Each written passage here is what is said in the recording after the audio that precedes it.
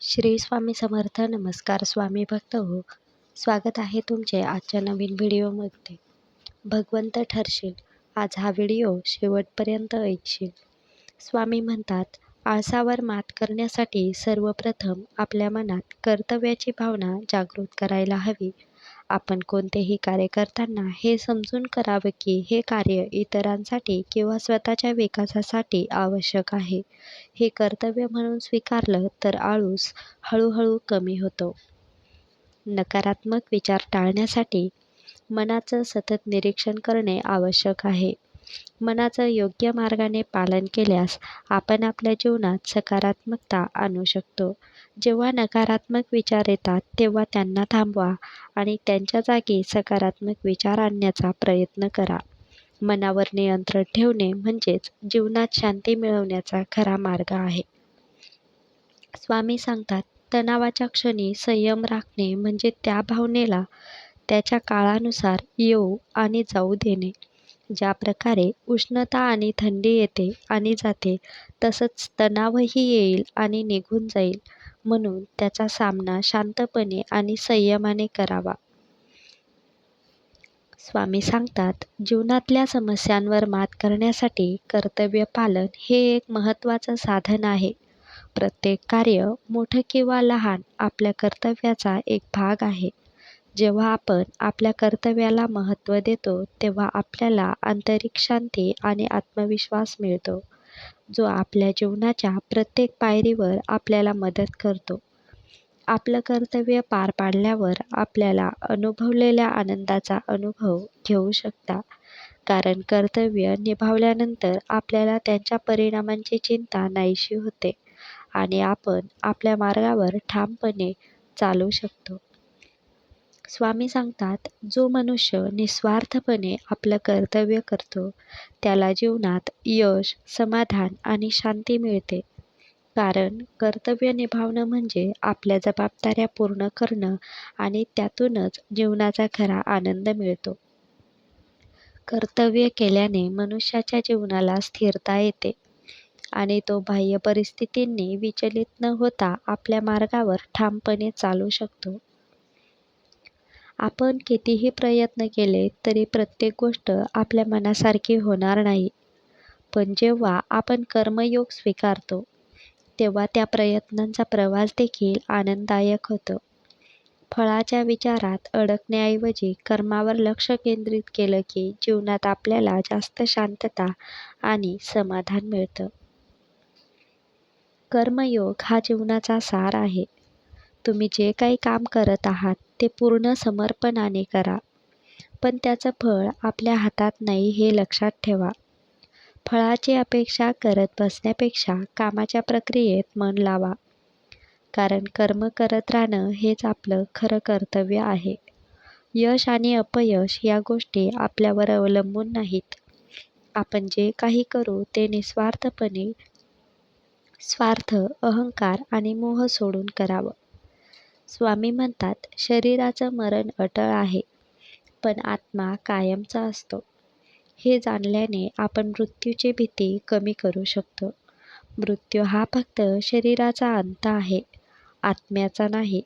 या विचारातून आपल्या मनात शांतता निर्माण होते आणि आपण मृत्यूला एका नैसर्गिक प्रक्रियेसारखं पाहू लागतो, ज्यामुळे दुःख कमी होतं. जेव्हा आपण शरीराशी आणि त्याच्या आसक्तीशी जोडले जातो तेव्हा दुःख आणि ताण वाढतो.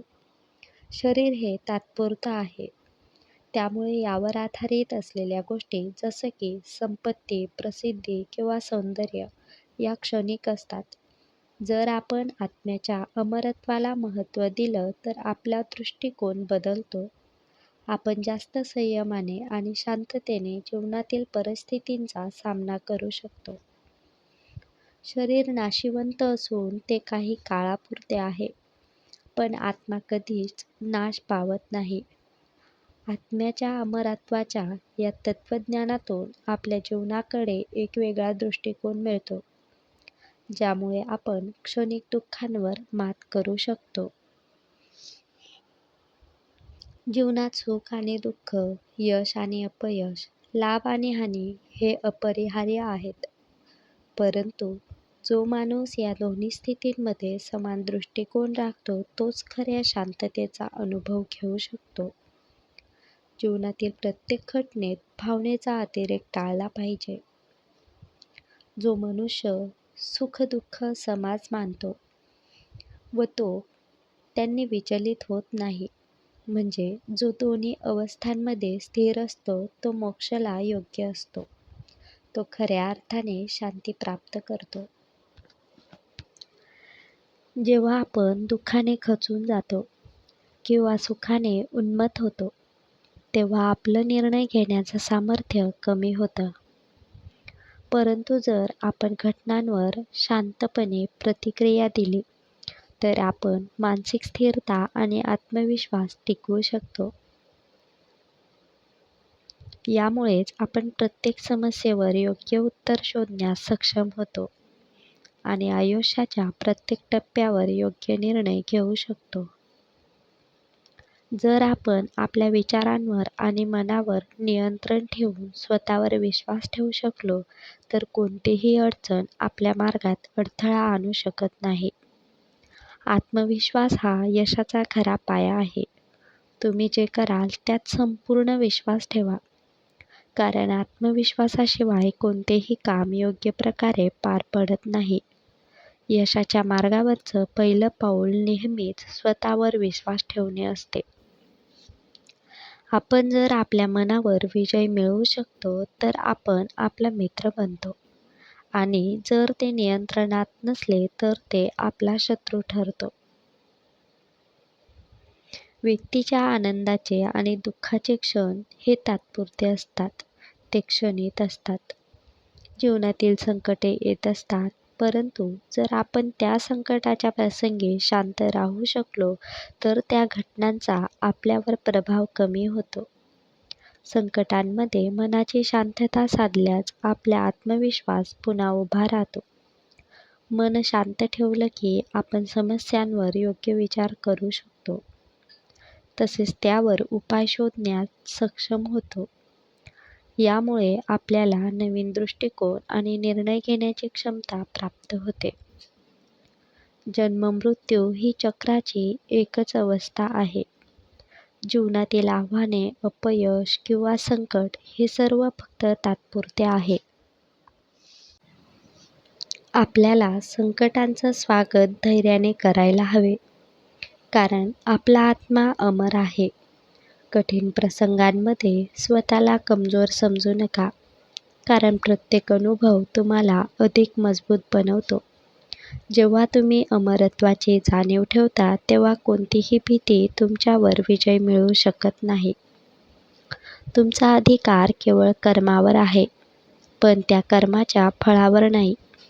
याचा अर्थ असा आहे की आपण आपल्या कार्यात पूर्ण निष्ठा ठेवून काम करत राहिलं पाहिजे, पण त्यातून काय निष्पन्न होईल याचा विचार आपल्याला करत बसायचं नाही.